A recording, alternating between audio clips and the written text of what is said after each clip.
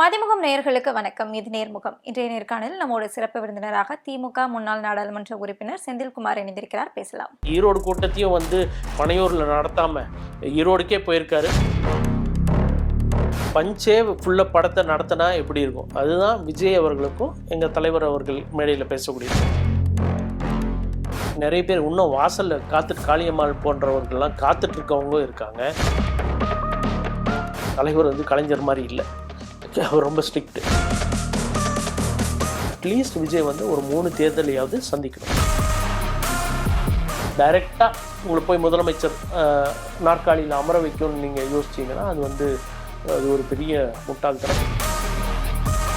நிர்மலா சீதாராமன் அவர்கள் முதலமைச்சர் கேண்டிடேட் ஆகிறதுக்கான ஒரு பிளானிங் போயிட்டு இருக்குன்னு சொன்னீங்க. இது 26க்கா இல்லை 31க்கா? எனக்கு தெரிஞ்சு 26. 26. அப்போ எடப்பாடி பழனிசாமி அவங்கள காங்கிரஸோட கூட்டணி சேரணும்னு நினைக்கிறாரு. அதுக்கான வேலைகள் இன்னைக்கும் நடந்துட்டு இருக்கு.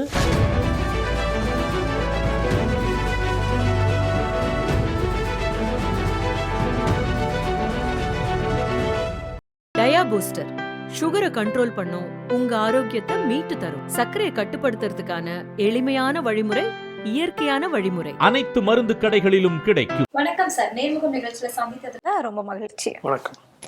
கரூர் துயரத்துக்கு பிறகு பொதுவெளியில தாவேக்காவினுடைய முதல் கூட்டம் நடந்திருக்கு. அது ஈரோடுல நடந்திருக்கு. குறிப்பா செங்கோட்டையன் அவர்கள் இணைந்ததுக்கு அப்புறமா நடக்கக்கூடிய முதல் கூட்டம். இதெல்லாம் வச்சு பார்க்கும்போது அதிமுகவை பத்தி பயங்கரமா விமர்சித்து பேசுவாரு அப்படிங்கிற ஒரு எதிர்பார்ப்பு இருந்தது. ஆனா இந்த கூட்டத்திலயுமே திமுக ஒரு தீய சக்தி, திமுகவும் பிரச்சனைகளும் ஃபெவிகால் போட்டு ஒட்டப்பட்டது அப்படின்னு திமுகவையே சாடி பேசியிருக்காரு. இதை எப்படி பாக்குறீங்க சார்? இல்லை, அவரை பொறுத்த வரைக்கும் பார்த்தீங்கன்னா அவரை பொசிஷன் பண்ணுறாரு. திமுகவுக்கு ஒரு மாற்றாக அதிமுக கிடையாது, வேறு எந்த கூட்டணி கட்சிகளும் கிடையாது, நான் தான் இருக்கேன், நான் தான் வந்த உடனே எனக்கு பெட்ரோமேக்ஸ் லைட்டு தான் வேணும், நான் தான் முதல்வர், எந்த விதமான நாங்கள் முயற்சிகளும் மேற்கொள்ள மாட்டோம், ஒரு 2 தேர்தல் கொஞ்சம் கொஞ்சமாக வாக்கு சதவீதத்தை நாங்கள் இன்க்ரீஸ் பண்ணிவிட்டு அதுக்கப்புறம் வருவோம், அதெல்லாம் கிடையாது, வந்தால் நான் தான் முதல்வர், அந்த ஒரு ஏற்பாடோடு தான் அவர் அவரோட மனநிலை இருக்குது. அது சரியாக இருக்குமான்றது தேர்தல் வரும்போது தான் நமக்கு தெரியும். அதனால் அவர் அதிமுகவெல்லாம் சைட்லைன் பண்ணிவிட்டு எந்த விதமான இதுவும் பேசாமல் வெறும் திமுகவை ஃபோக்கஸ் பண்ணால் தான் அவருக்குமான அந்த ஒரு இதை வரும்ன்றது அவரோட தேர்தல் வியூகமாக இருக்கலாம், யுக்தியாக இருக்கலாம், அதை பற்றி ஒன்றும் இல்லை. பட் ஆனால் ஒரு திமுகவை ஒரு தீய சக்தின்னு சொல்கிறது எந்த விதத்தில் சரி எதுன்றதை அவரு இது பண்ணும். ஏன்னா திமுக ஆட்சிக்கு வந்ததுலேருந்து பல்வேறு மக்கள் நலப்பணிகளை ஒவ்வொன்றா செய்துட்டு வராங்க. ஸோ திமுக அப்படி நீங்கள் ஒவ்வொன்றா சொல்லி இவர் இந்த தப்பு பண்ணியிருக்காரு, இந்த இது மக்களுக்கு விரோதமாக இருக்குது, அப்படி ஏதோ பேசலாம். ஆனால் ஒரு இதையே எடுத்துகிட்டு போய் திமுக தீய சக்தின்னு பிராண்ட் பண்ணுறது மக்கள்கிட்டையும் அது போய் சென்றடையாது.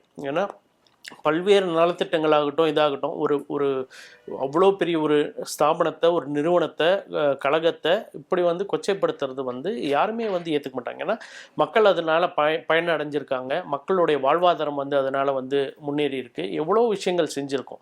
எல்லாமே பாசிட்டிவ் நான் சொல்ல வரல, ஆனால் நீங்கள் நெகட்டிவ் மட்டும் எடுத்துகிட்டு பேசலாம் இது இதுன்னு. ஆனால் ஒரு மொத்தமாக ஒரு இதுன்னு சொல்கிறது எந்த விதத்தில் இதுன்னு தெரியல. அதே மாதிரி ஒரு பெரிய ஆச்சரியம் என்னென்னா இந்த கூட்டத்தை ஈரோட்டில் நடத்தியிருக்காரு. ஏன்னா கரூர் சம்பவத்துக்கு துயரம் விசாரிக்கிறதுக்கு அவங்க எல்லாரையும் இங்கே வர வச்சாரு, பனையூருக்கு வர வச்சு இது பண்ணார். அதனால் ஈரோடு கூட்டத்தையும் பனையூரில் நடத்தாமல் ஈரோடுக்கே போயிருக்காரு. கரூர் பக்கம்தான். ஏன்னா அவர் சொன்னார் கரூர் என்னால் போக முடியாத ஒரு சூழல் இருக்குன்னு. கரூர் பக்கம்தான், நினச்சிருந்தா போயிருந்துருக்கலாம். இப்போ நேரத்துக்கு வர முடியுது, நம்ம புதுச்சேரியிலேருந்து பார்க்க முடியுது. அப்போது எல்லாமே ஒரு ப்ரீ பிளான்டு, கூட்டம் சேராமல் இருக்கிறதுக்கான கரூர் கொஞ்சம் தாமதமாக வந்ததாகட்டும், இது மாதிரியான சூழல் எல்லாமே அப்போ எல்லாம் கரெக்டிவ் மெஷர்ஸ் பண்ணியிருக்கலாம். அதெல்லாம் தவிர்த்திருந்தா ஒரு பெரிய துயர சம்பவம் தவிர்த்திருக்க முடியும்.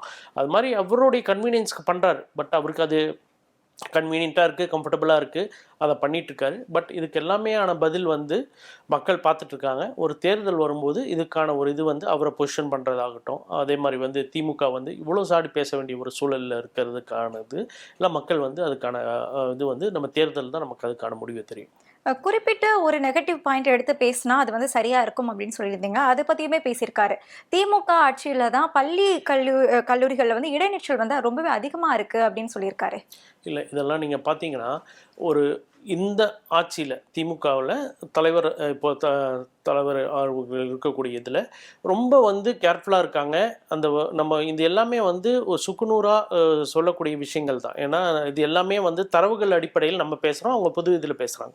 கிராஸ் என்ரோல்மெண்ட் ரேஷியோன்னா பள்ளி கல்வி முடிச்சுட்டு கல்லூரிக்கு போகக்கூடிய இதில் வந்து நம்ம என்ன பண்ணியிருக்கோம்னா, நம்ம இந்தியாவை விட என்ன அவங்க இன்னும் 6 வருடங்கள் கழித்து என்ன இருக்கோ அதை வந்து நம்ம இப்பயே இது பண்ணுறோம். நம்ம அமெரிக்கா ஜிடிபி இது கிராஸ் என்ரோல்மெண்ட் ரேஷியோவோட தமிழ்நாட்டுடைய இது வந்து அதிகமாக இருக்குது. அப்படின்னா பள்ளிக்கூடங்கள் முடித்து கல்லூரிக்கு போகக்கூடிய மாணவிகள் வந்து அதிகம். அதை எப்படி இன்னும் அதிகப்படுத்துகிறோம் இதுன்னா, நம்ம வந்து ஒரு ஊக்கத்தொகை வந்து அவங்களுக்கு கொடுக்குறோம்.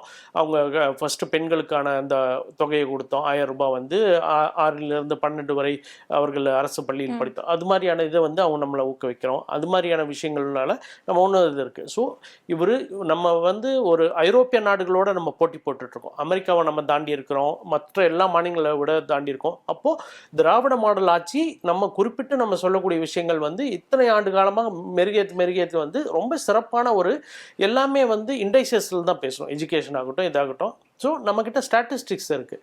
அப்போது இவ்வளோ மற்ற மாநிலங்கள் நீங்கள் கம்பேர் பண்ணுங்கள். பக்கத்தில் இருக்க கேரளாவே எடுத்துக்கோங்க. மற்ற எல்லா மாநிலத்தோட கிராஸ் என்ரோல்மெண்ட் ரேஷியோ நமது இருக்குது. அப்போ நீங்கள் அது ஒரு இது. இன்னொன்று வந்து பள்ளியிலேயே வந்து இருக்கக்கூடியவர்கள் வந்து வரலை செய்யலைன்னா, நீங்கள் ஒரு விருதுநகர் கலெக்டராக இருந்த திரு ஜெயசீலன் அவர்கள் அந்த இதெல்லாம் இதுக்கு முன்னாடி இருந்தார்.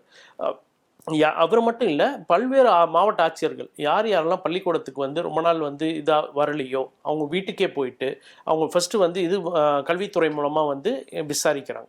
போய் ஏன் அவங்களால வர முடியல, ஒரு வேலைக்கு ஏதோ போகிறாங்களா, இல்லை குடும்ப சூழலா, அவங்க வந்து ஒரு வேளை தந்தை இழந்திருக்கலாம், இல்லை எதோ இருந்திருக்கலாம், அதுக்கு பதிலாக வந்து இது இருக்கான், அது எல்லாமே அவங்க பார்த்துட்டு போயிட்டு ஃபஸ்ட்டு என்கொயர் பண்ணுறாங்க. அதுக்கப்புறமும் இல்லைன்னா நேரடியாக ஆட்சியர் அவர்களே வந்து ஒவ்வொரு வீட்டுக்கும் போயிட்டு ஏன் வந்து இது இருக்குது, அவங்க படிப்பு தான் வந்து நமக்கு இருக்கக்கூடிய மிகப்பெரிய இதுன்னு சொல்லிட்டு.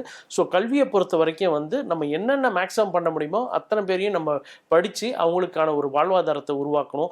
அரசாங்க பள்ளிகளில் அவங்களுக்கான இதை வந்து நம்ம சரி பண்ணணும். ஏன்னா ஒரு கல்லூரின்னு வரும்போது வந்து எல்லாரும் தேர்ந்தெடுக்கிறது ஒரு அரசு கல்லூரி, ஆனால் பள்ளிக்கூடம்னு வரும்போது ஒரு தனியார் கல்லூரியை வந்து அது வந்து ரிவர்ஸ் ஆகணும்னு சொல்லி கல்வித்துறை அமைச்சர் அவர்கள் திரு அன்பில் அவர்கள் வந்து இது எல்லாமே கொண்டு வரக்கூடிய ஒரு சூழல் தான். பார்த்தீங்கன்னா கல்வியில் வந்து ஸ்டாட்டிஸ்டிக்ஸாக நம்ம பேசினோம்னா நம்மக்கிட்ட வந்து எல்லா இண்டைசஸும் எல்லா பாயிண்ட்ஸும் இருக்குது. அது வந்து அவங்க சொல்கிறதெல்லாம் வெறும் ஒரு இதில் ஒரு பரபரப்புக்காக ஒரு அட்ராக்டிவ் பண்ணுறதுக்காக சொல்லக்கூடிய பேச்சு. ஆனால் உட்காந்து ஆழ்ந்து சிந்தித்து இது பண்ணி எல்லாமே எடுத்து பார்க்கணும்னா அவங்களுக்கே புரியும் தமிழ்நாடு வந்து திராவிட மாடல் ஆட்சியில் என்ன நம்ம சாதிச்சிருக்கோன்றது.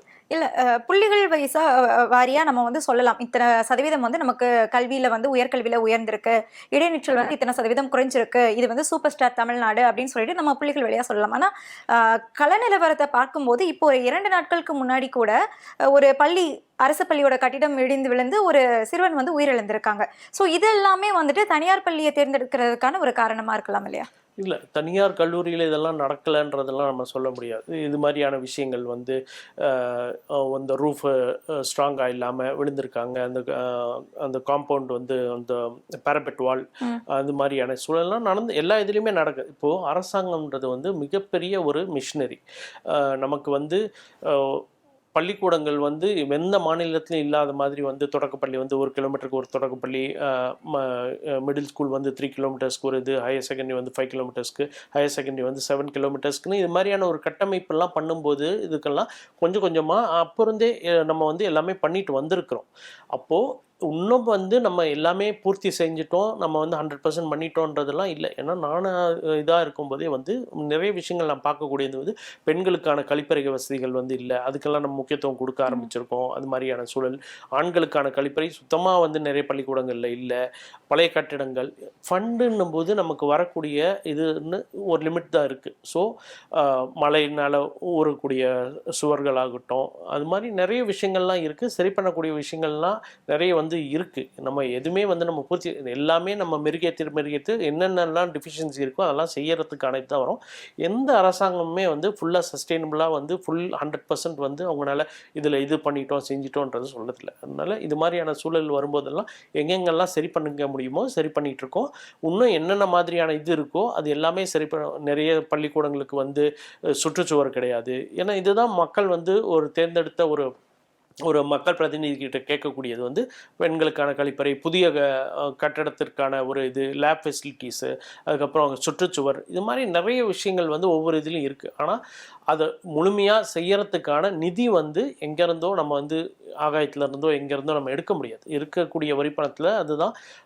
இதில் என்ன நான் சொல்ல வரேன்னா, ஒரு பட்ஜெட்னு எடுத்துக்கிட்டிங்கன்னா திராவிட மாடல் அரசு இப்போது தலைவர் அவர்கள் முதலமைச்சராக பதவியேற்றதுலேருந்து எதுக்கு வந்து நம்ம ஹையஸ்ட் எக்ஸ்பெண்டிச்சர் வந்து பட்ஜெட்டில் நம்ம ஒதுக்கியிருக்கோன்னா கல்வித்துறைக்கு தான் நம்ம ஒவ்வொரு வருஷமும் ஒதுக்கியிருக்கோம், அதிகமாக ஒதுக்கிட்டு வரோம்.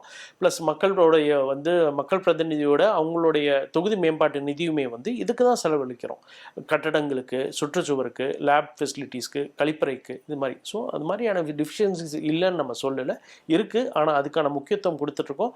எப்போல்லாம் நம்ம பார்வைக்கு எது வருதோ அதெல்லாம் சரி பண்ணுறதுக்கான இது வருது. ஆனால் இது ஒரு துயர சம்பவம், இது நடந்துடக்கூடாது. நடந்தது வந்து எங்களுக்கே ஒரு பாடம், அது சரி பண்ணுறதுக்கான முயற்சிகள் மேற்கொள்ளப்படும். அதே மாதிரி எல்லாருக்குமே சொந்த வீடு அப்படின்னு சொன்ன அந்த வாக்குறுதி வந்து வாய்ப்பு இருக்கா எல்லாருக்குமே சொந்த வீடு கொடுக்கறதுக்கு? இல்லை, இப்போது இது எல்லாமே நான் யார் இதுக்கெல்லாம் இப்போது கலைஞர் வந்து ஒரு திட்டத்தை இப்போ அறிவிக்கிறாருன்னா ஒரு 30-40 வருஷம் கழித்து ஒன்றிய அரசின அந்த திட்டங்களை வந்து செயல்படுத்தக்கூடிய ஒரு இதுதான் நம்ம வந்து பார்த்துட்டு வந்திருக்கோம். நீங்கள் சொல்லக்கூடிய அந்த குடிசை மாற்று வாரியம் எல்லாமே வந்து அடுக்குமாடி வீடுகளாக வந்து கொடுத்ததெல்லாம் வந்து ஒரு 4 வருடத்துக்கு முன்பு தான் டெல்லியிலேயே வந்து அது செயல்பாட்டுக்கு வருது. அது மாதிரி ஒவ்வொரு கேஸ் சிலிண்டர் ஆகட்டும், மருத்துவ காப்பீடு திட்டம், ஒவ்வொன்றுமே வந்து நம்ம மக்களுக்கு பயனுள்ள திட்டங்களாக வந்து ஒவ்வொன்றும் கலைஞர் அவர்கள் ஆரம்பித்து இப்போ நம்ம அது வந்து உரிமை தொகையில் இருந்து அது வரைக்கும் நம்ம வந்துட்டுருக்கோம். ஸோ ஒவ்வொருத்தவங்களுமே என்ன சாத்தியம் என்ன இதுன்றது வந்து இது இருக்குது. இப்போது நம்ம நான் திருப்பியும் சொன்ன மாதிரி நிதி நெருக்கடியை பொறுத்து தான் வந்து எல்லாமே. அதாவது ஒருத்தவங்க ஆட்சிக்கு வரத்துக்கு முன்னாடி என்ன வேணால் சொல்லலாம், ஆனால் அந்த ஆட்சி அந்த ஒரு இதில் போய் உட்காரும்போது தான் அதுக்கு ஃபைனான்ஷியல் கன்ஸ்ட்ரெயின்ட் என்ன, இருக்கக்கூடிய சூழல் என்ன, அரசாங்க ஊழியர்களுக்கு வந்து நம்ம எப்படி வந்து இது பண்ணோம். பார்த்திங்கன்னா நிறைய வருடங்களாக வந்து தமிழ்நாட்டில் அரசு மருத்துவர்களுக்கே வந்து இல்லை செவிலியர்களுக்காகட்டும் அவங்களுக்கான இதெல்லாம் சம்பளம் எல்லாம் பார்த்திங்கன்னா மற்ற மாநிலங்களோட நமக்கு குறைவாக இருக்குது. ஆனால் நம்ம மெடிக்கல் இதில் வந்து நம்ம இருக்கோம். ஸோ அது மாதிரி சரி பண்ணக்கூடிய விஷயங்களே வந்து இருக்கிற நிதியிலேயே வந்து கவர்மெண்ட் ஆஃபீஸர்ஸ்க்கோ, டீச்சர்ஸ்க்கோ, இவங்களுக்கோ, மருத்துவர்களுக்கோ இதுக்கு வந்து நம்ம மேலே பற்றாக்குறை இருக்குது. அப்படி ஒரு பற்றாக்குறையை வந்து நம்ம எப்படி அதை சரி பண்ணோம். அது இல்லாமல் உரிமை தொகை கொடுக்குறோம், இன்னும் நிறைய பேர் கேட்குறாங்க, அவங்களையும் இன்க்ளூசிவாக கொண்டு வரணும்னு நினைக்கிறேன். அது மாதிரி திட்டங்களில் வெளியிலேருந்து பார்க்குறதுக்கு வந்து சொல்லுவதற்கோ இல்லை அவங்களுக்கு அனுபவம் இல்லாதனால கூட இது மாதிரியான விஷயங்கள் சொல்கிறதுக்கு. ஆனால் உள்ளார வரும்போது வந்து சில திட்டங்கள் ஏற்கனவே இருக்குது. அது வந்து இப்போ சென்னையில் கூட பார்த்தீங்கன்னா மெரினா பீச்சுக்கு முன்னாடி அண்ணா நகரில் அம்ஜிக்கரையில் இது மாதிரியான இதெல்லாம் வந்து அடுக்குமாடி குடியிருப்புகள்லாம் யார் யாருக்கெல்லாம் இல்லையோ அவங்களுக்கான இது வந்து கொடுத்துட்ருக்காங்க. அது மாதிரி ஓரளவு வந்து பூர்த்தி செஞ்சுட்டு தான் வரும்.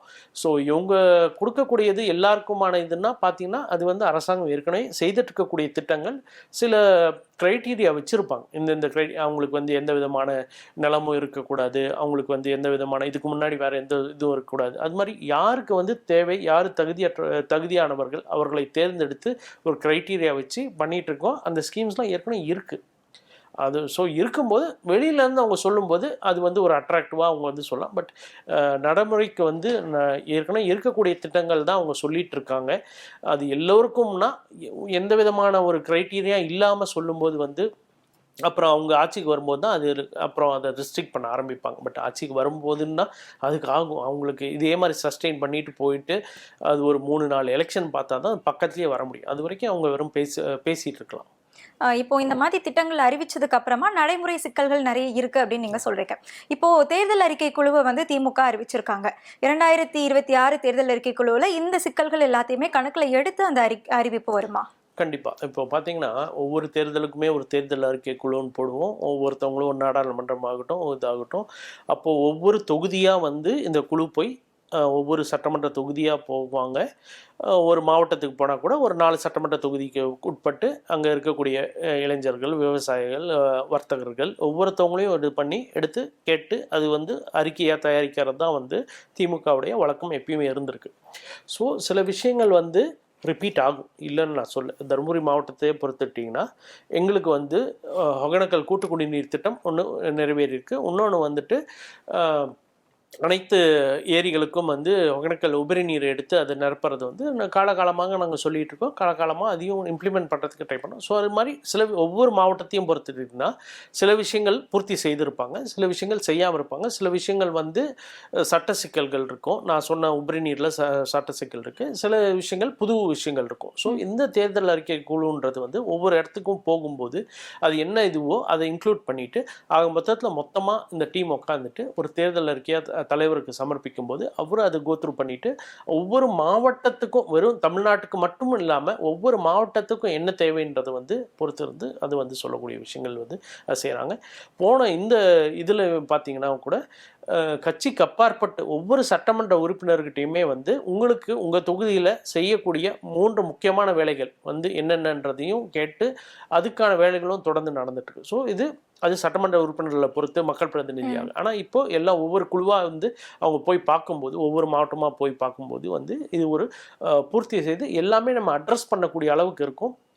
எதெல்லாம் நம்மளால் வந்து ஃபினான்ஷியலாக சப்போர்ட் பண்ணி இனிஷியேட் பண்ண முடியுமோ அத்தனையும் வந்து தொடங்கிறதுக்கான ஒரு மிக முக்கியமான ஒரு இதுவாக வந்து தேர்தலுக்கான ஒரு ஆயத்தமாக வந்து இந்த தேர்தல் பணிக்குழுவை நாங்கள் பார்க்குறோம். இல்லை, இதே குழு வந்து கடந்த ஆண்டும் இருந்தது அப்படின்னு சொல்லியிருக்கீங்க. ஆனால் அந்த ஆண்டு கொடுத்த வாக்குறுதிகளை நிறைவேற்றலை அப்படிங்கிறது வந்து இப்போ மிகப்பெரிய ஒரு விமர்சனமாக இருந்துட்டு இருக்கு. இல்லை, அது இருக்க தான் செய்யும். நான் தான் சொல்கிறேனே, சில விஷயங்கள் வந்து சட்ட சிக்கல்கள் இருக்கும், சில விஷயங்கள் வந்து நிதி பற்றாக்குறை இருக்கும், சிலது வந்து ஒரு ஆய்வு ஸ்டேஜில் இருக்கும். அதனால் எல்லாமே வந்து இது பண்ணிட்டு இப்போது அதே மக்கள்கிட்ட தான் திருப்பி நம்ம போய் நிற்கிறோம். வாக்கு போய் நம்ம கேட்கும்போதோ ஒரு வாக்கு அரசியல்னு வரும்போதோ நம்ம அந்த மக்களை தான் சந்திக்கக்கூடிய சூழல் இருக்கும்.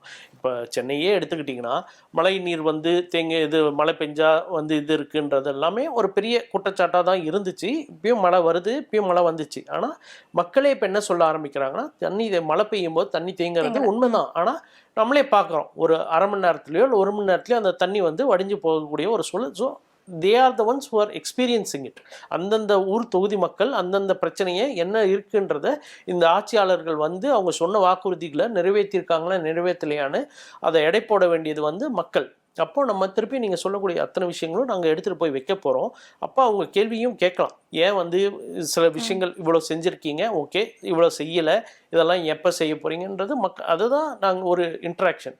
அதுக்கு தான் இப்போ வந்து மக்களை சந்திக்கிறாங்க, ஒவ்வொரு குழுவாக போய் சந்திக்கிறாங்க, ஒவ்வொரு விவசாயிகளை சந்திக்கிறாங்க, வர்த்தகர்களை சந்திக்கிறாங்க, சட்ட வல்லுநர்களை சந்திக்கிறாங்க. அவங்கவுங்க துறைக்கு அவங்கவுங்களுக்கு அந்த ஊரில் என்ன பிரச்சனைன்றது தெரியும். ஸோ அது எல்லாமே அட்ரஸ் பண்ணுறோம்.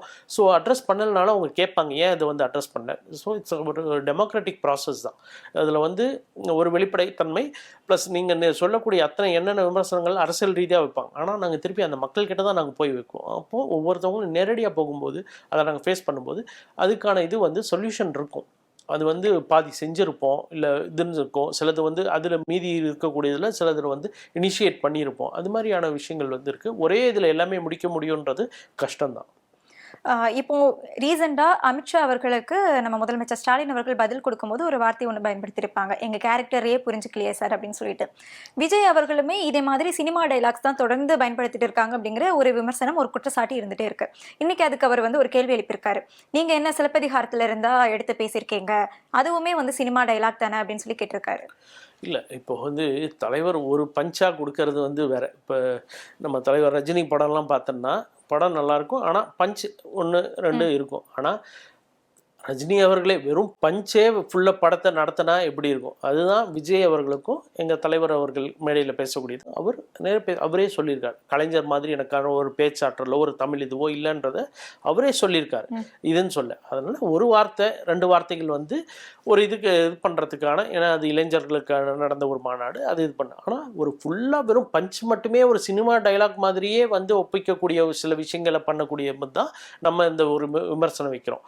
ப்ளஸ் எங்கள் கேரக்டரை புரிஞ்சுக்க மாட்டேன்னா நம்ம சொல்ல வர்றது வந்து உண்மையான விஷயம் என்னென்னா, பிஜேபி இருக்கிற வரைக்கும் தமிழகத்துக்கு வந்து எங்களுக்கு ஆனால் ஒரு நல்ல சூழல். நீங்கள் வந்து எவ்வளோக்கு எவ்வளோ வந்து நீங்கள் பிஜேபி வந்து நீங்கள் இது பண்ண நினைக்கிறீங்களோ அது திமுகவுக்கு வந்து சாதகமாக தான் இருக்கும். அதுதான் அவர் சொல்கிறாரு. நீங்கள் வந்து தமிழ்நாட்டுக்கு வந்து நாங்கள் எங்கள் முழு அரசியலில் நாங்கள் அடுத்தது பீகாரை முடிச்சிட்டோம், வெஸ்ட் பெங்கால், அப்புறம் தமிழ்நாடுன்னு வரும்போது நீங்கள் இன்னும் பாடமும் கற்றுக்கல, நீங்கள் வந்து எங்களை இது பண்ணிங்கன்னா இது எங்களுக்கான அரசியல் வேலை வந்து தேர்தல் வேலைகள் வந்து ரொம்ப சுலபமாக இருக்கும்.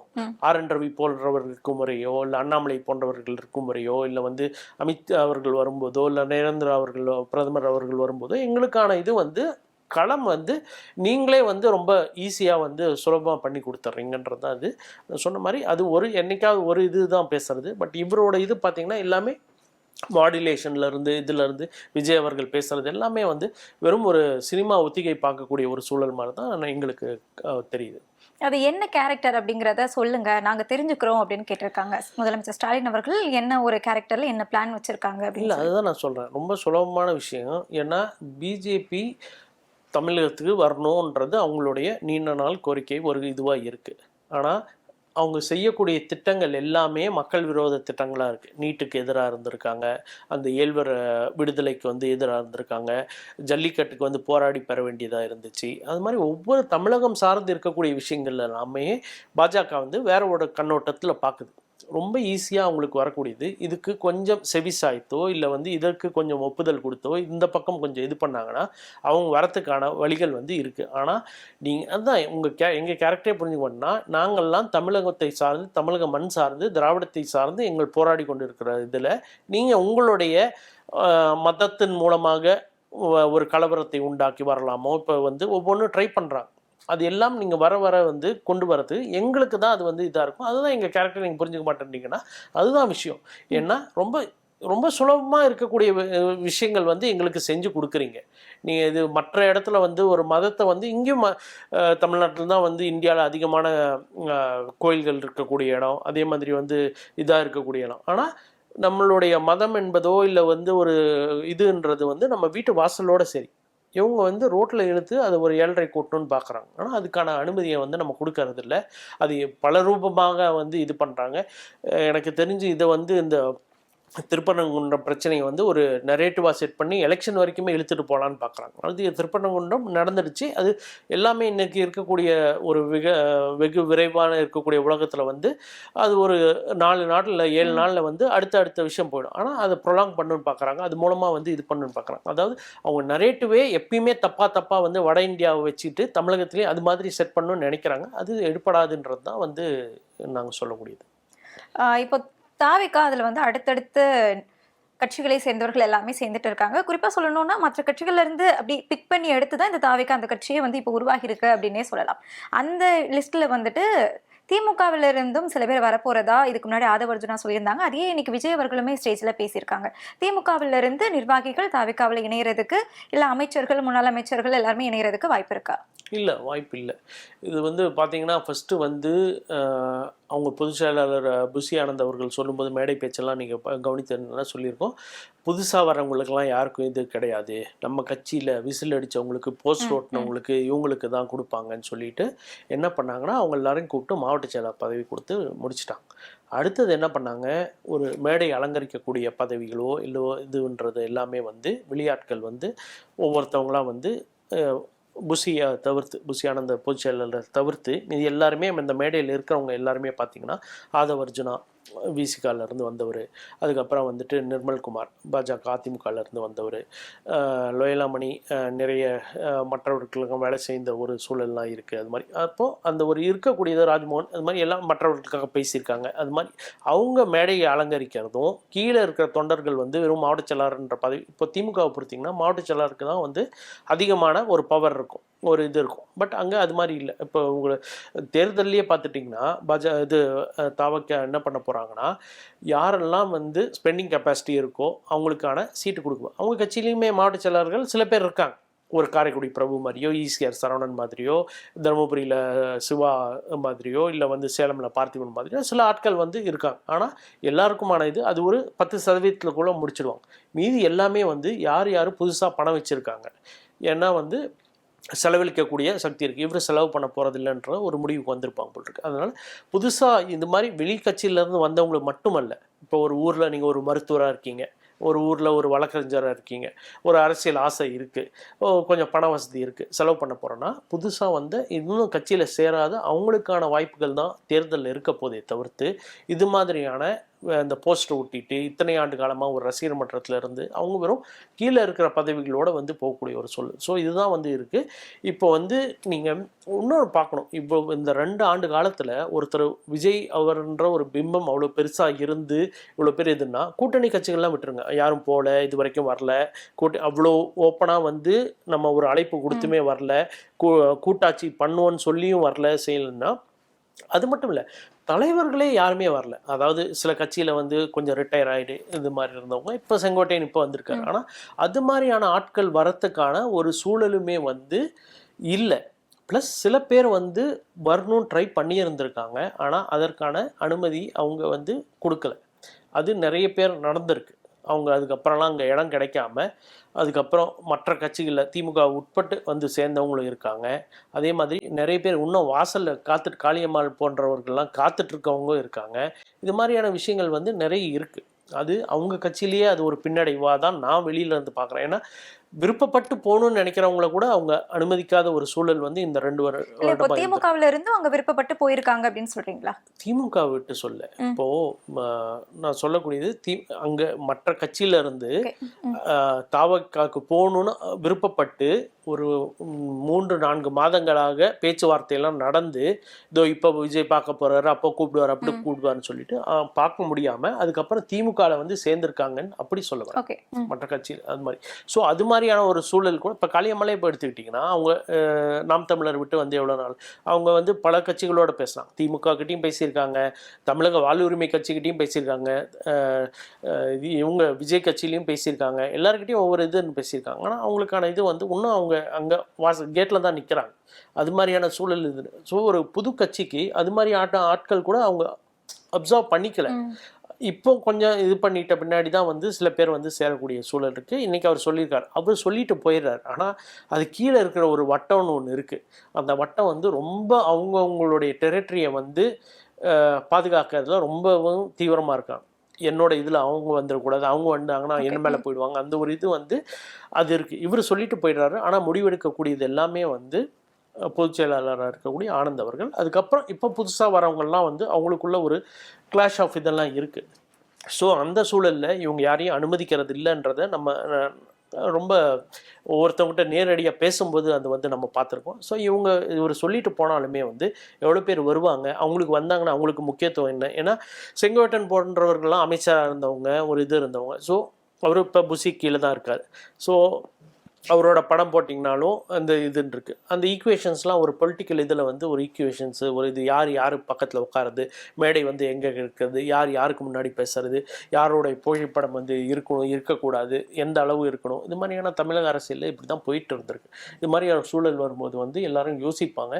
திமுகலேருந்து கண்டிப்பாக யாரும் போக மாட்டாங்க. ஏன்னா ஒரு வலுவான ஒரு இது இருக்கக்கூடிய ஒரு கட்சியில் வந்து ஒரு கம்ஃபர்டபுளாக இருக்கக்கூடிய பொசிஷன்லேருந்து ஒரு அதிருப்தி இருந்தால் கூட தலைவரை கூப்பிட்டு பேசக்கூடிய ஒரு சூழல் தான் இருக்கே தவிர்த்து எந்த விதமான இருக்கும். நான் எந்த கட்சியிலுமே வந்து இதுன்னா இல்லைன்னு சொல்ல. பட் ஆனால் அதுக்கான இது வந்து இப்போது எங்கள் கட்சியோட தொண்டனுக்கு வந்து என்ன எங்களுடைய மிகப்பெரிய பலம் கழகத்தை பொறுத்த வரைக்கும், திமுகவை பொறுத்த வரைக்கும் பார்த்தீங்கன்னா, அதாவது ஃபஸ்ட்டு விமர்சனம் எங்கள் கட்சி மேலே வைக்கிறது வந்து எங்கள் கட்சிக்காரனே தான் வைப்போம். அது எந்த கட்சியிலுமே பார்க்க முடியாது. சண்டை போடுவாங்க, பயங்கரமாக திட்டுவாங்க. எலெக்ஷன் வந்தால் நான் மட்டும்தான் ஓட்டு போடுவேன், முன்ன மாதிரி போய் சேகரிச்சுலாம் ஓட்டு வர மாட்டேன். ஆனால் எலெக்ஷன் தேதி அன்னைக்குன்னு வந்துட்டா ஏட்டிக்கு போட்டின்னு போட்டுட்டு ஒரு சிங்கிள் டீ குடிச்சிட்டு வேலை செய்கிறதுன்னுவாங்க திமுக கழக தொண்டர்கள். அது மாதிரியான ஆட்கள் தான் இருக்காங்க. எங்கள் இதுக்கு மேலேயே விமர்சனம் வைப்பாங்க, எங்கள் தலைமை மேலேயே கோவப்படுவாங்க, தலைமையே கூப்பிட்டு இது பண்ணுவாங்க, எல்லாருக்கிட்டையும் இருக்கக்கூடிய அமைச்சர்களை இது பண்ணி இது பண்ணுவாங்க. ஆனால் எலெக்ஷன் வந்துட்டா அவனுக்கு அந்த கருப்பு சிவப்பு வேட்டி அவனுக்கான இது அந்த இதை வந்து இதுன்னு அதுதான் எங்கள் பலம். ஸோ அதனால் இது மாதிரியான தொண்டர்கள் இது மாதிரியான ஆட்கள் இருக்க வரைக்கும் வந்து என்றைக்குமே வந்து திமுகலேருந்து யாரும் போகிறதுக்கான இது இல்லை. அமைச்சர்களுமே திமுகலேருந்தே வந்திருந்தால் கண்டிப்பாக யாரும் போக மாட்டாங்க. சில கட்சிகள் மாறி மாறி வந்து இருந்து இது மாதிரி இருக்கவங்களுக்கு இன்றைக்கி சூழல் சரியில்லைன்னா அவங்க யாராக போகலாமே தவிர்த்து உண்மையான ரத்தம் ஓடக்கூடிய கழக தொண்டன் யாருமே வந்து அது அமைச்சராகட்டும் அது வந்து தொண்டனாகட்டும் யாரும் வந்து ஒரு விஜய் கட்சிக்கு போக மாட்டாங்க. மற்ற கட்சியிலேருந்து வர்றவங்களுக்கு கூட வர்றதுக்கு நிறைய பேர் நான் சொன்ன மாதிரி காத்துட்ருக்காங்க. ஆனால் அவங்கள வந்து அவங்க வாசலில் கூட அனுமதிக்காத சூழலில் நிறைய பேர் இருந்து மற்ற கட்சிக்கு போயிட்டாங்க. அதனால் வர்றவங்களுக்கான ஒரு இதுவும் அவ்வளோ கம்ஃபர்டபுளாக இல்லை அங்கே நான் கேள்விப்பட்ட வரைக்கும் இல்லை. நீங்க சொல்றீங்க யாருமே திமுகவுல இருந்து போக மாட்டாங்க, உண்மையான திமுக தொண்டனா இருந்து அப்படின்னு சொல்லிட்டு. இப்போ சமீபத்துல ஒரு 70 பேர் ராஜினாமா கடிதம் கொடுத்திருக்காங்களே சார். எந்த இதில்? மயில்சாமி அவர்கள் வந்து கோயம்புத்தூர்ல கொடுத்திருக்காங்க. திமுக பொறுத்த வரைக்கும் அதான் சொல்கிறேன். இப்போது எங்கள் கட்சி மேலேயே விமர்சனம் வைக்கக்கூடியது இது எல்லாமே அவங்களுக்கான கோபம், அவங்களுக்கான இது, அவங்களுக்கான வெளிப்பாடு இதுன்னு சொல்லுவாங்க. அப்போது எப்படி ஒரு விஷயத்தை வந்து ஒரு அமைச்சர் லெவலுக்கு போகும், ஒரு மாவட்ட செயலாளர் லெவலுக்கு போகும், தலைமைக்கு எப்படி எடுத்துகிட்டு போகணும் அந்த கோபத்தைன்றது அவனுக்கு அந்த நேரத்துக்கான கோபம் இல்லைன்னு நான் சொல்லலை. அந்த சூழலில் அவங்க கோபத்தில் எடுக்கக்கூடிய முடிவுகள் இது மாதிரியான விஷயங்கள் இப்போன்னு இல்லை, இது திமுகன்னு இல்லை, எல்லா கட்சியிலுமே இருக்கும். அது ஆளும் கட்சியாக இருக்கக்கூடிய பாஜகலையும் இருக்கும், இதுக்கு முன்னாடி ஆண்ட அதிமுகவில் மேடம் ஜெயலலிதா அவர்கள் இருந்தப்பையும் இருக்கும். அதுக்கான இது இருக்கும். அதை சரி பண்ணுறதுக்கான ஒரு சூழலை தான் வந்து அவங்களுடைய வெளிப்பாடாக இது வந்து இருக்கும். ஆனால் அது சரி பண்ணிட்ட பின்னாடி பார்த்தீங்கன்னா திருப்பியும் வந்து எல்லாமே வந்து will fall in line and fill இது.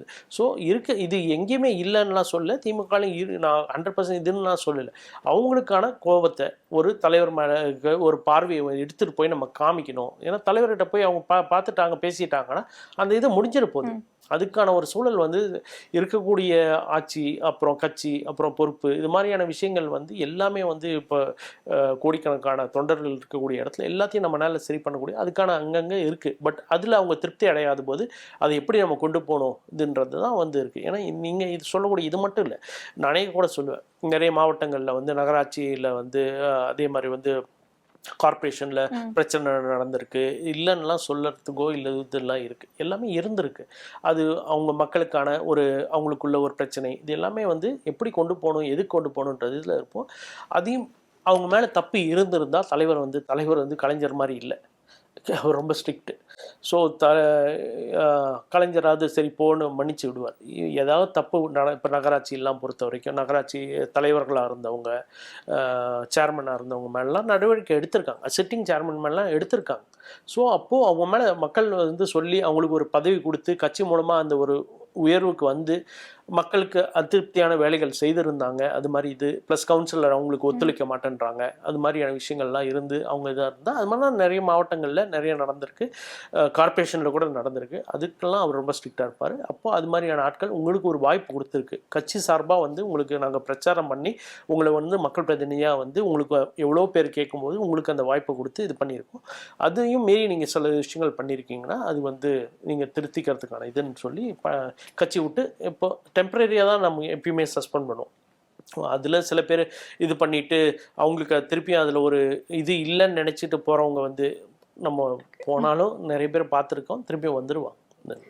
இது இப்போ இந்த தாவேக்கா இந்த கூட்டத்துல வந்து நம்ம பொதுவா விமர்சனம் வைக்கக்கூடிய தாவேக்கா வந்து பாஜகவை பத்தி பேசல, அதிமுகவை பத்தி பேசல அப்படின்னு சொல்லிட்டு, அதுக்கு அவங்க வந்து களத்துல யார் இருக்காங்களோ அவங்கள பத்தி தான் பேச முடியும் அப்படின்னு சொல்லியிருக்காங்க. அப்போ அதிமுக களத்துல இல்லையா? இந்த தேர்தலில் அதிமுக இருக்கா? இதுதான் உங்களை பொறுத்த வரைக்கும் என்னென்னா, விஜய் வந்து ஒரு அரசியல் கணக்கு போடுறாரு, ஆனால் வந்து தப்பான அரசியல் கணக்கு போடுறாரு. சொன்ன மாதிரி நிறைய சூழல்கள் வந்து தமிழ்நாட்டிலே இருக்கட்டும், பக்கத்தில் இருக்கக்கூடிய மாநிலங்களாகட்டும், ஒரு அரசியல் பாதைன்னா எப்படி வந்து நம்ம வந்து ஒரு இது அட்டைன் பண்ணுறதுக்கான ஒரு பொறுமையான ஒரு வழின்னு ஒன்று இருக்குது.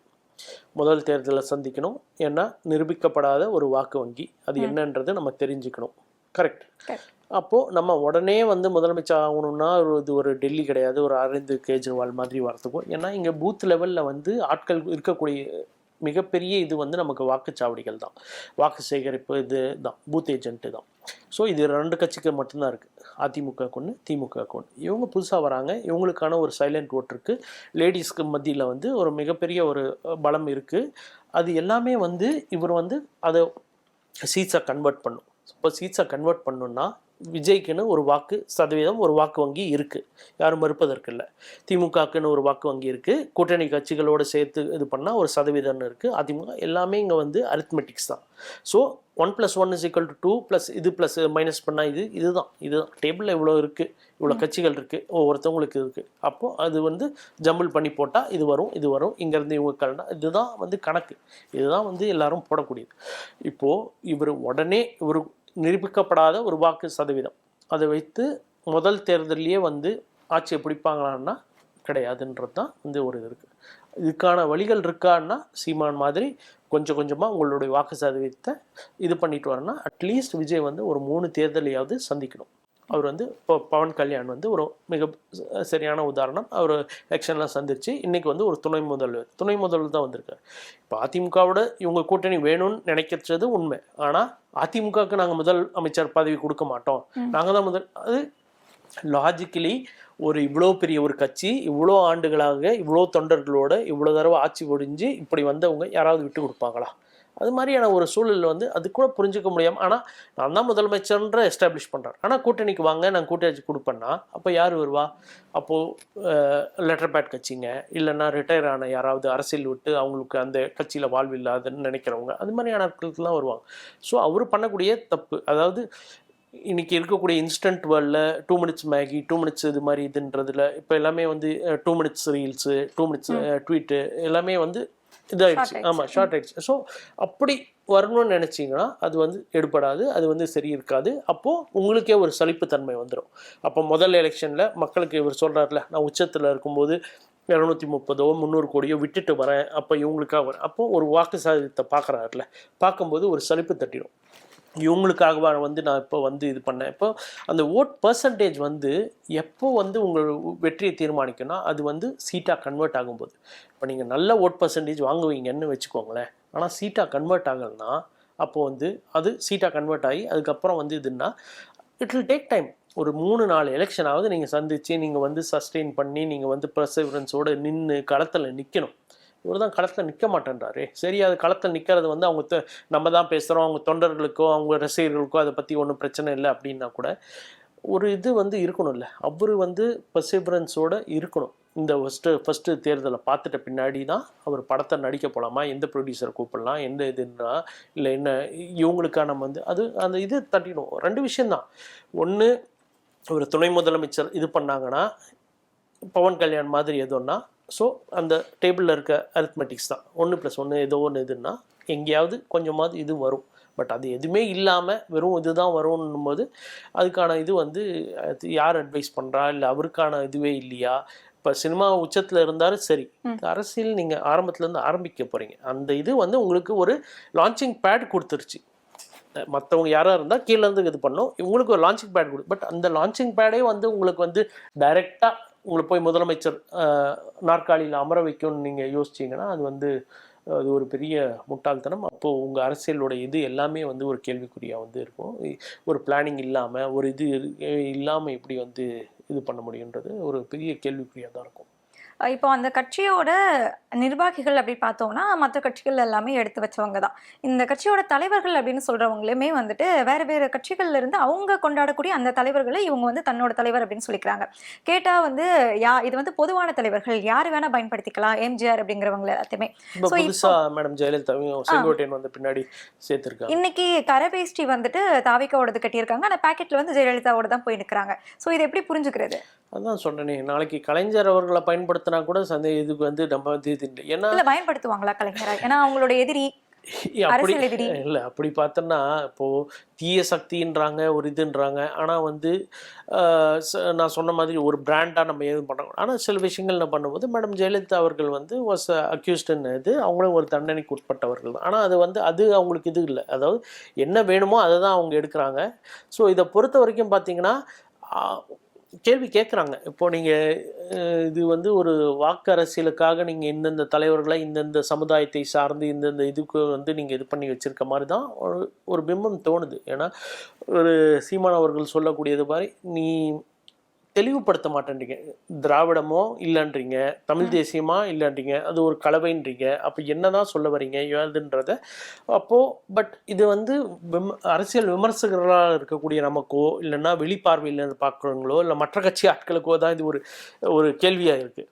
அவங்கள பொறுத்த வரைக்கும் இது அவர்கிட்ட இருக்கிறது அது பலமா பலவீனமான்னு சொல்ல தெரியல. இல்ல அது பொதுமக்களுக்குமே புரியாத ஒரு அதான் பொதுமக்களுக்கு புரியல, அரசியல் விமர்சகர்களுக்கு புரியல, அரசியல் கட்சியில் இருக்கவர்களுக்கு புரியல. ஆனா அவங்களுக்கு அதை பத்தி பிரச்சனை இல்லை, அவங்களுக்குமே புரியல யாரை வச்சிருக்கோம் அப்படிங்கிறது. அது அந்த இதுக்கே அவங்க போல.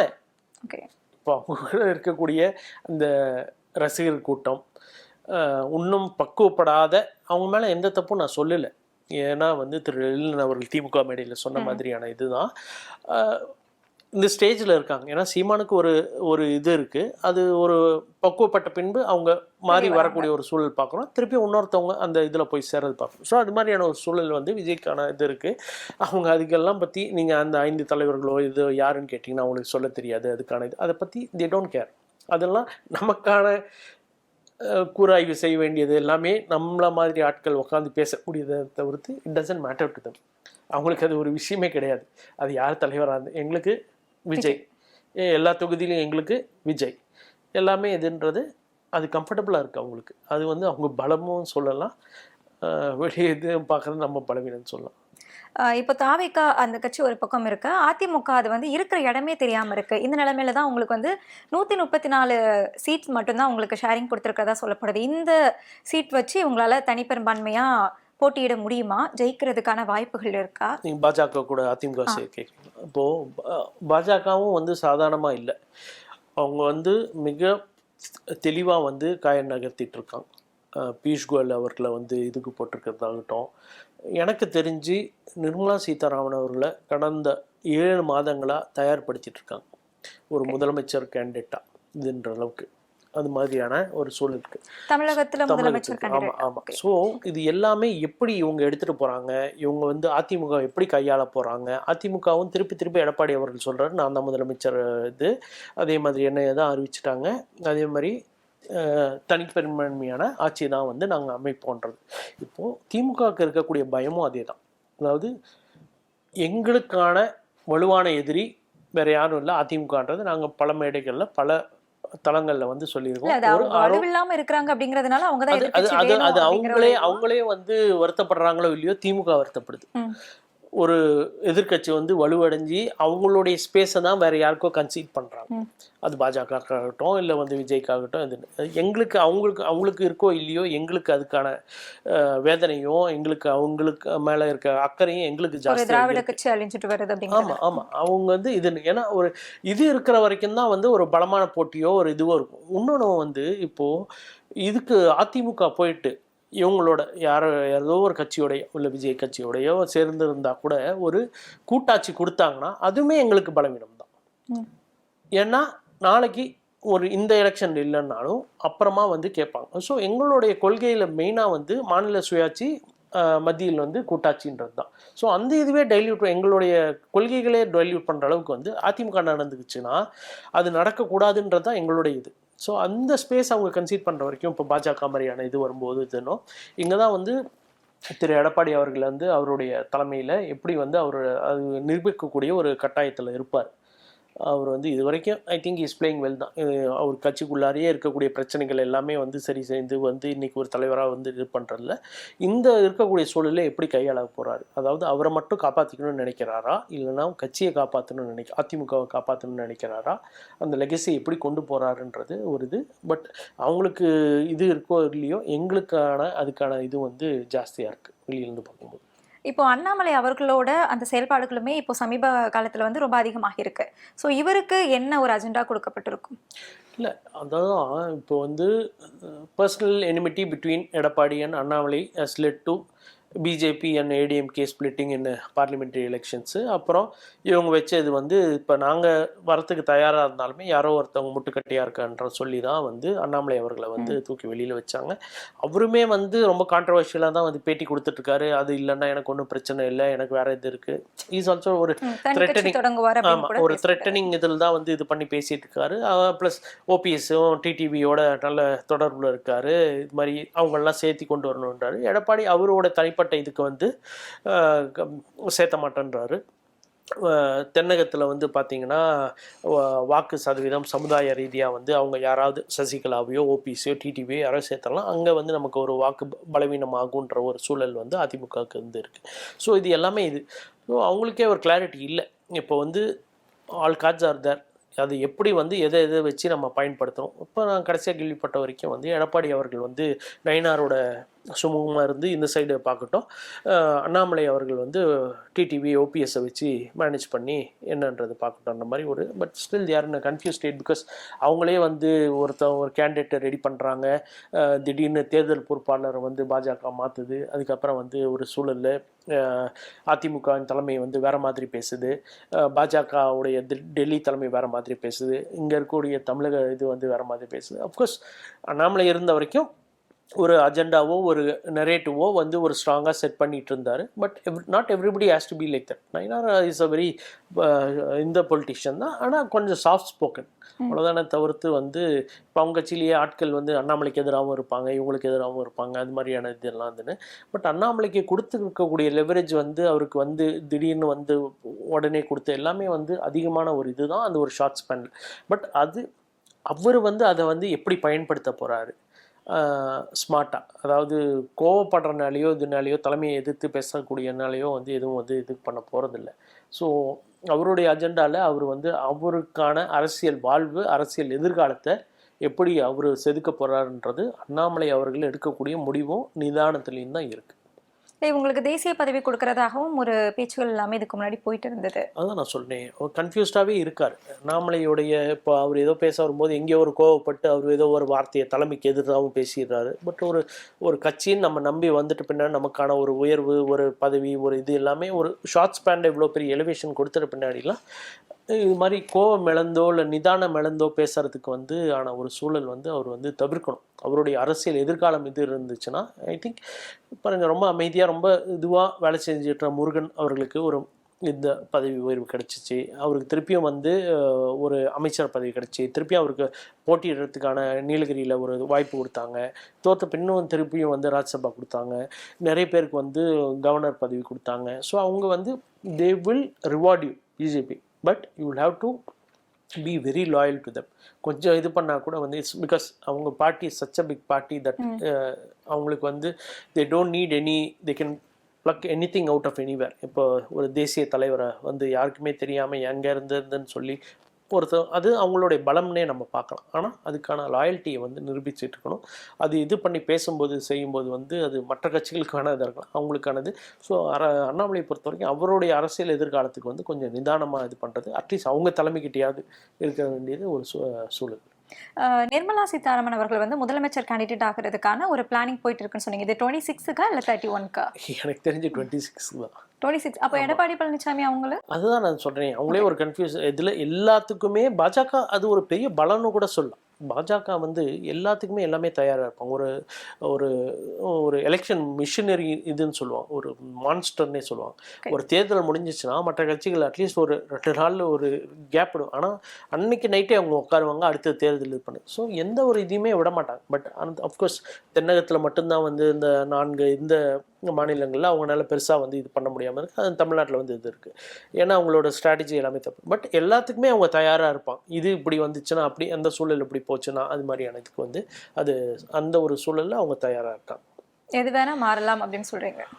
ஆமாம், இப்போது வந்து ஒரு விஜய் வந்து ஒரு கரூர் இன்சிடெண்ட் வரைக்கும் வந்து விஜயை இது பண்ணுறதுக்கு யாருமே இல்லாமல் இருந்தாங்க. ஆனால் கரூர் இன்சிடெண்ட்டுக்கு அப்புறம் பார்த்தீங்கன்னா காங்கிரஸ்லேருந்து ராகுல் பேசுகிறாருன்றாங்க, இவங்க பேசுகிறாருன்றாங்க, பிஜேபி தமிழகத்தில் இருக்கக்கூடிய தலைவர்கள் எல்லாமே வந்து விஜய்க்கு ஆதரவாக வந்து இது பண்ணாங்க.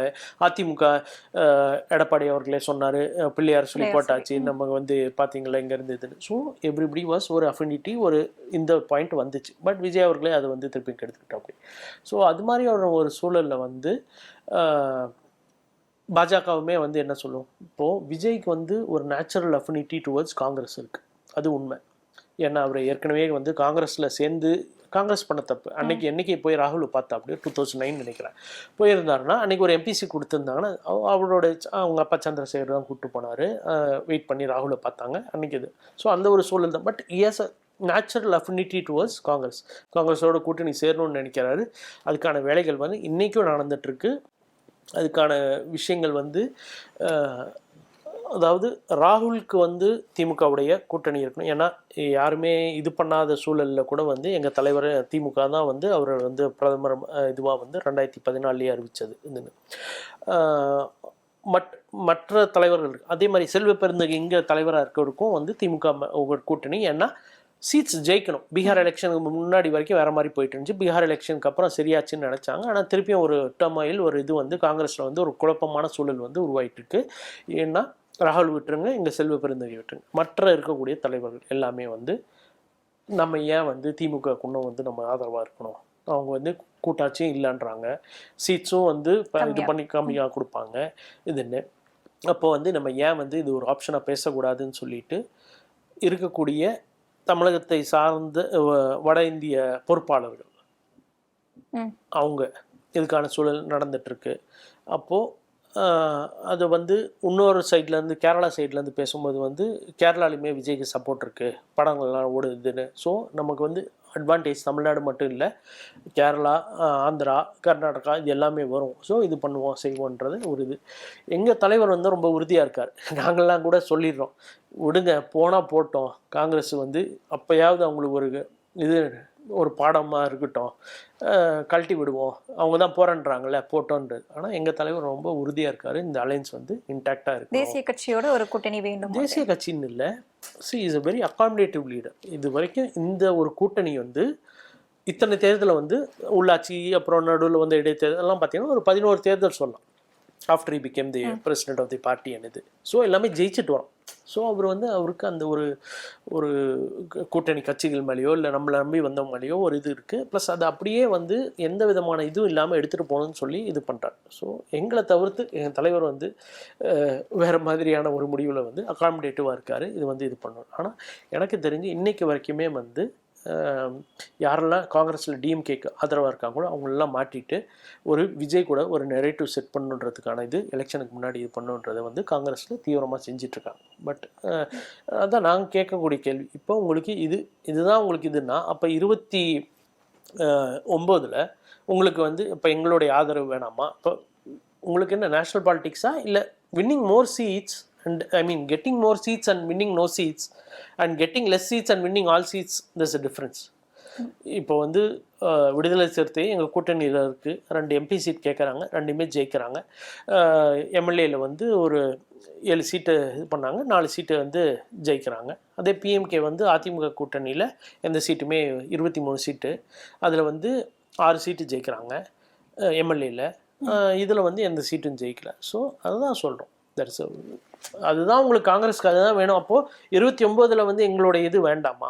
அது வந்து ராகுலை வந்து நாங்கள் தானே சொல்ல போகிறோம். ஸோ இவங்க இப்போ என்ன சொல்கிறாங்கன்னா 29க்கு இன்னும் டைம் இருக்குது, இப்போதைக்கு நம்ம பார்ப்போம் எல்லாம் தான் சொல்லக்கூடிய. இன்றைக்கி இதுக்கு உடனே ரிசல்ட் வேணும். அது மாதிரி இதில் ஒரு தப்பான முடிவில் வந்து ராகுலையும் செல்வ பெருந்தகையும் தவிர்த்து மீதி எல்லாம் எடுக்கக்கூடிய சூழலில் அதை தான் வந்து தேசிய காங்கிரஸை வந்து அந்த இதுக்கு தள்ளிட்டு இருக்காங்க இன்றைக்கி இருக்க சூழலில்.